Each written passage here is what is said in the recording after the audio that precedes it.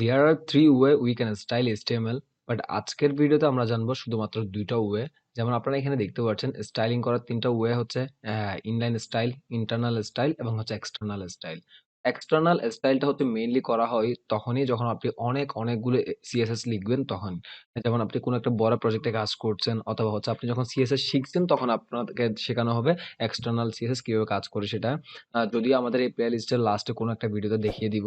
But এই ভিডিওতে সিম্পলিসিটির জন্য আমরা ইনলাইন স্টাইল কিভাবে করতে হয় সেটা জানবো এবং ইন্টারনাল স্টাইলিং কিভাবে করতে হয় সেই জিনিসটা জানবো। তাহলে চলুন কোড এডিটরসে চলে যাই। আপনারা দেখতে পাচ্ছেন আমার কোড এডিটরস এবং হচ্ছে আমি যদি ব্রাউজারে যাই আপনারা দেখতে পাচ্ছেন আমার আউটপুটটা এইভাবে। এখন আমি চাচ্ছি আমার এই ব্রাউজারের যে ব্যাকগ্রাউন্ড কালারটা হোয়াইট কালার আছে এবং যে লেখাটা ব্ল্যাক কালার আছে সেগুলোকে আমি চাই যে লেখাটা হোয়াইট কালার হয়ে যাবে এবং ব্যাকগ্রাউন্ড কালারটা ব্ল্যাক হয়ে যাবে। মিনস হচ্ছে এখানে একটা রোটেট করতে যাচ্ছি। মানে হচ্ছে আমার ফন্টের কালার যেটা আছে সেটাকে ব্যাকগ্রাউন্ডে নিয়ে যাবো, ব্যাকগ্রাউন্ডের কালারটা ফন্টে নিয়ে আসবো। তো আমি যদি সেটা করতে চাই নিশ্চয়ই তাহলে আমি কি করতে হবে আমি দেখেছিলেন আপনাদেরকে বলেছিলাম আমার যত কিছু থাকবে ওয়েবসাইটের মধ্যে সবকিছু বডিতে থাকবে। বাট আমার কিছু কাজ আমার হেডের মধ্যে করতে হবে। তো এটাই আমরা কিভাবে করতে পারি? যেমন আমি এখানে গেলাম। যাওয়ার পর আমি এখানে স্টাইল STYL স্টাইল যেটা শুরু আছে শেষ আছে ঠিক এক্সাক্টলি আগেরগুলোর মতোই। এর মধ্যে হচ্ছে আমি কি করব যেমন দেখেন আমি HTML টাকে ধরলাম। মানে হচ্ছে আমার HTML পুরো ফাইলটাকে ধরলাম এবং আমি একটা কার্লি ব্রেসেস দিলাম যেটা শুরু এবং শেষ করব এবং হচ্ছে এন্টার দিলাম। মানে হচ্ছে আমি এর ভিতরে যাই কোড লিখবো তাই হচ্ছে এই HTML টাকে ধরবে। তাহলে এখানের মধ্যে আমি CSS এর কিছু প্রপার্টি লিখবো। যেমন হচ্ছে আমি এখানে লিখতে চাচ্ছি কি আমার এটার HTML টার ব্যাকগ্রাউন্ডের একটা কালার দিব। তো কিভাবে লিখতে পারি? BACGROUND ব্যাকগ্রাউন্ড কালার লিখলাম। যেটা আমাকে সাজেস্ট করেছিল আমার বিএস কোড এডিটরস। আপনাকে যদি সাজেস্ট না করে থাকে তাহলে আপনি এইভাবে ব্যাকগ্রাউন্ড লিখে হাইফেন দিবেন, তারপর কালার লিখবেন, তারপর হচ্ছে এই কোলনটা দিয়ে তারপর আপনার ভ্যালুটা দিবেন। মানে যে ব্যাকগ্রাউন্ড কালারটা তো আপনি বলছেন যে এটা কি হবে? বাট কালারটা তো আপনি এখনো বলেননি। তো আমি চাচ্ছিলাম কি আমার ব্যাকগ্রাউন্ড কালারটা ব্ল্যাক হবে। তাহলে BLACK ব্ল্যাক দিলাম। শেষ। তাহলে এবার আমি চাচ্ছিলাম কি আমার কালারটা কি হবে? ব্যাকগ্রাউন্ড HTML এর ব্যাকগ্রাউন্ড কালার ব্ল্যাক বলেছিলাম এবং কালারটা বলেছিলাম কি হোয়াইট কালার। তাহলে আমি কি করব? COLOR আবারও বলছি কালার এবং আমি দিতে চেয়েছিলাম হোয়াইট। এবার আমি যদি এন্টার দেই, এবার যদি সেভ করে এবার যদি এখানে আসি দেখতে পাচ্ছেন আমার ব্যাকগ্রাউন্ড কালার ব্ল্যাক এবং আমার এই কালারটা হচ্ছে হোয়াইট। এভাবেই অ্যাকচুয়ালি HTML এর সাথে স্টাইলিং গুলো করা হয়ে থাকে। তো আপনি চাইলে আপনি অনেক ওয়েতে করতে পারেন। তো এবার আমিও বলেছিলাম যে এটাকে বলা হয় কি অ্যাকচুয়ালি ইন্টারনাল স্টাইল। মানে হচ্ছে আপনার যে ফাইলের মধ্যে আপনার কোড গুলো আছে সেই ফাইলের মধ্যে আপনি কি করছেন? আপনি স্টাইলিং গুলো করছেন। এবার আমি আপনাকে দেখাবো ইনলাইন সিএসএস। ইনলাইন সিএসএস বলতে হচ্ছে প্রতিটা এলিমেন্টস এর মধ্যে আপনি বলে দিবেন যে কি এটা এভাবে হবে, এটা ওভাবে হবে ঠিক সেম ভাবে। তো এখানে কি করতে পারেন? আমি এখানে স্টাইল লিখবো STYL স্টাইল।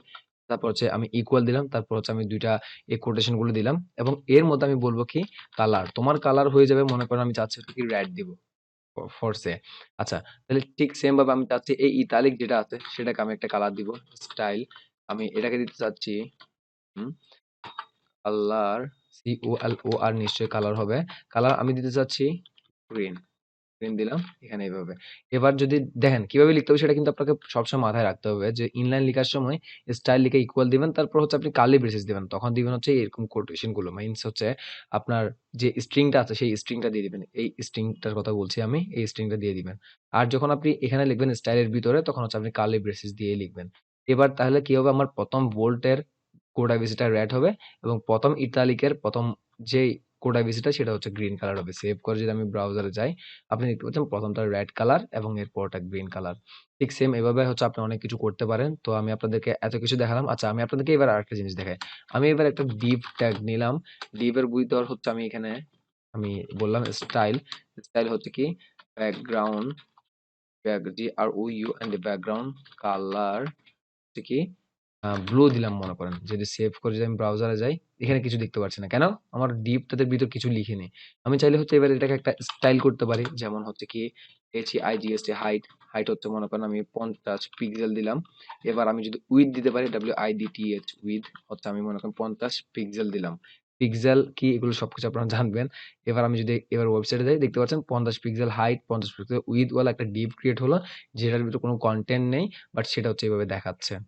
এবার দেখুন কিভাবে পিক্সেল বলতে হচ্ছে কিরকম বোঝাচ্ছে? পিক্সেল সম্পর্কে আপনারা নিশ্চয়ই জানেন যে পিক্সেল বলতে হচ্ছে আপনি ৫০ পিক্সেল জায়গা হাইটে নিবেন এবং উইডথ নিবেন ৫০ পিক্সেলের। তো আপনাকে মোর স্পেসিফিক্যালি বোঝানোর জন্য আমি মনে করেন আমি উইডথটাকে একটু বড় করে দিলাম ১০০ পিক্সেল করে দিলাম।